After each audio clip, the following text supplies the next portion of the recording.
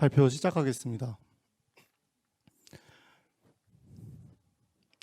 안녕하세요. 전동보장구 충전소 설치 최적 입지 분석 발표를 주제로 발표 시작하겠습니다. 저는 복지충전소팀 임상원입니다.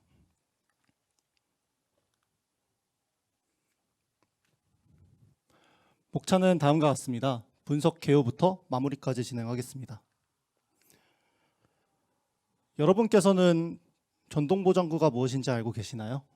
전동보장구란 노약자와 장애인들의 필수 이동 수단으로 전동 휠체어와 의료용 전동 스쿠터를 일컫는 말입니다. 전기적인 동력에 의해 구동하다 보니까 충전소는 필수적인데요. 우측의 사용 실태를 보시면 충전소는 항상 그 옆에 있지 못합니다. 주로 관공서에 위치하여 있고 그마저도 저녁 시간대는 이용하기가 어렵습니다. 이 같은 문제에 대해서 저희는 다음과 같은 분석 필요성을 느꼈습니다. 첫 번째로 전동보장구가 실질적으로 충전소에 접근하기가 어렵다는 것입니다. 두 번째로 일부 지역에 충전 인프라가 부족한 것을 알았습니다. 마지막으로 전동보장구 충전소 대부분이 이용시간에 한계가 있음을 알았습니다. 따라서 최적 입지 분석을 통한 전동보장구 충전소 확충으로 그 문제를 해결하고자 합니다. 그렇다면 전동보장구 충전소는 대체 어디에 설치해야 할까요? 저희는 그 해답을 노후화된 공중전화 부스에서 찾았습니다. 휴대전화의 보급으로 외면받고 있는 공중전화, 재난 등 유사시를 대비해서 반드시 사용량이 적더라도 필요한데요. 법적으로 보호받고 있어 함부로 제거할 수도 없는 상황입니다. 그러면 이렇게 도심의 애물단지로 남아버린 공중전화는 이대로 버려져야 할까요? 현재 공중전화는 전기차 충전소, ATM 기기 등 다양한 형태로 변형되어 운영 중에 있습니다. 그렇다면 전동보장구 충전기와 결합은 어떨까요? 공중전화 부스와 전동보장구 충전기의 결합 시 장점은 아래와 같습니다. 첫 번째로 전동보장구의 접근이 용이해집니다. 공중전화는 접근성이 좋은 위치에 대부분 있기 때문이죠. 두 번째로 공중전화가 재활용되어 사회적인 자산 낭비 방지가 가능합니다. 본격적인 분석에 앞서 분석 로드맵으로 간단하게 설명드리겠습니다. 자치구 선정, 행정동 선정, 그리고 입지 선정용 데이터, 이렇게 세 가지 부류로 데이터를 수집하고 데이터 전처리를 진행합니다. 이후 후보 자치구 선정을 하고 후보 내 행정동을 클러스터링하고 그 내에서 11개 행정동을 선정합니다. 선정된 행정동에서 경사도를 활용해 공중전화 부스를 선정하고 거리별을 통해 최적 입지 선정을 마무리 짓습니다. 데이터 분석에 대한 내용 말씀드리면서 첫 번째로 데이터 수집 및 변수 설정 시작하겠습니다. 자치구 선정 시 저희가 활용한 데이터는 노인 인구 데이터와 장애인 인구 데이터로 이는 전동보장구 이용자에 해당합니다. 이를 통해 급속 충전기 한 대당 감당해야 하는 휠체어 예상 인구수를 산정해 활용하였습니다. 하지만 노인 인구 데이터는 민감 정보로 행정동 단위의 데이터가 존재하지 않아 행정동 선정 시에는 다른 분석 방법을 진행하였는데요. 이때 활용한 행정동 선정 시 활용한 데이터는 단으림 밀도, 콜택시 도착수, 충전소 저녁 운영 시간, 이렇게 3개로 변수를 만들어 활용하였습니다. 공중전화 입지 선정 시에는 서울시 10년에서 14년 공중전화 전자지도를 활용해 공중전화 위치를 선정하고 수치 표고 모델을 활용해 경사도를, 지역경계 SHB 파일을 통해서 행정동 경계를 추출하였습니다. 데이터 전처리 과정은 크게 두 가지로 나눠집니다. 데이터에 산재되어 있는 행정동과 도로명 주소를 현재 행정동으로 변환하고 저녁 외출 시간대, 충전소 이용이 어려운 것을 감안하여 오후 6시 이후 충전소의 운영 시간의 전처리를 통해 추출하였습니다.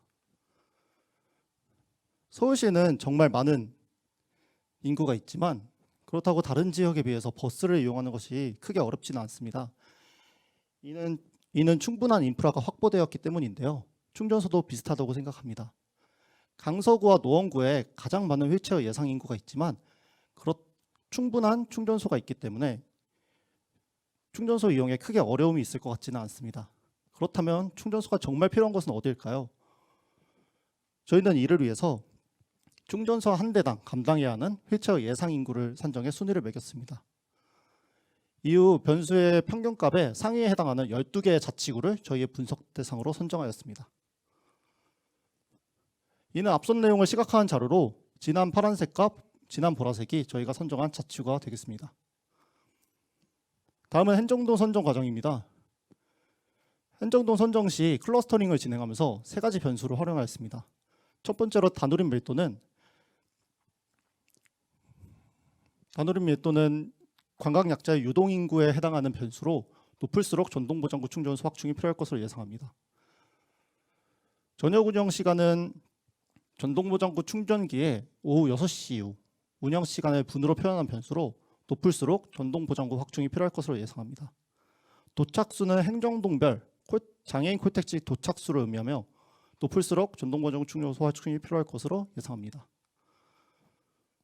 이 같은 변수를 가지고 저희는 5가지 클러스터링 방법을 이용했습니다. 여기서 DB 스캔을 제외한 나머지 클러스터링 기법에는 실루엣 개수를 활용해 최적 군집수를 선정하였습니다.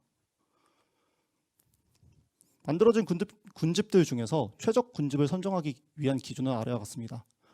변수를 스케일링하고 군집별 변수의 평균값을 계산하여 이 모든 평균값들을 합산해 총점을 산정하였습니다. 산정된 총점은 최적 군집을 선정하는 기준으로 활용되었습니다. 각각의 클러스터링별 결과입니다. 앞서 말씀드린 총점을 통해 최적 군집을 선정하고 이에 해당하는 행정동을 추출하였습니다. 이후 모든 최적 군집에 포함된 11개의 행정동을 최종적으로 선정하였습니다. 선정된 행정동을 기반으로 공중전화 입지 선정을 위한 입지 선정 프로세스 말씀드리겠습니다. 첫 번째로 휠체어의 전동보장구의 접근성을 높이기 위해서 경사로를 제외하는 기준인 기울기각 3.18도를 입지 선정 기준으로 삼았습니다.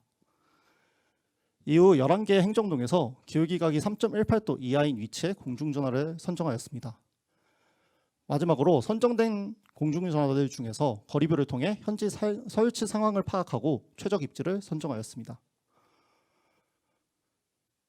보이시는 지도는 경사도 3.18도 이하의 지면에 위치한 공중전화를 시각화한 자료입니다. 진한 회색은 경사도가 3.18도 이상인 지역으로 저희는 밝은 부분에 위치한 공중전화들을 선정하였습니다. 선정한 공중전화들 중에서 현실적인 요건으로 인해 문제가 생기는 것을 방지하고자 저희는 거리별을 통해 공중전화의 현재 설치 상황과 주변 환경을 확인하였습니다. 제외 요건에 해당하는 공중전화들은 배제하고 선정 요건을 반영하여 최종적으로 공중전화를 선정하였습니다. 따라서 저희가 최종적으로 제안하는 11개의 전동보장구 충전소 시범 설치 위치는 다음과 같습니다. 기대효과입니다. 본 제안의 기대효과의 주체를 저희는 크게 둘로 나눴습니다. 서울시는 사회적 책임 이행이 가능하고 충전소의 불균형 해소가 가능하며 도심 위간에 치는 기존 공중전화와 같은 기존 인프라 활용이 가능합니다. 전동보장구 이용자 같은 경우 실제로 사용 가능한 충전소 확보가 가능하고 이용 시간 및 거주 지역으로 인한 불편함과 충전소 부족 문제를 해결할 수 있습니다. 한계점은 아래와 같습니다. 주로 분석하면서 최신 데이터가 부재하거나 세분화된 데이터가 없는 점이 좀 아쉬웠습니다. 활용 도구 및 참고 자료는 다음과 같습니다. 마지막으로 사용 데이터 목록 보여드리면서 저희는 이만 발표 마치도록 하겠습니다. 지금까지 경청해 주셔서 감사합니다.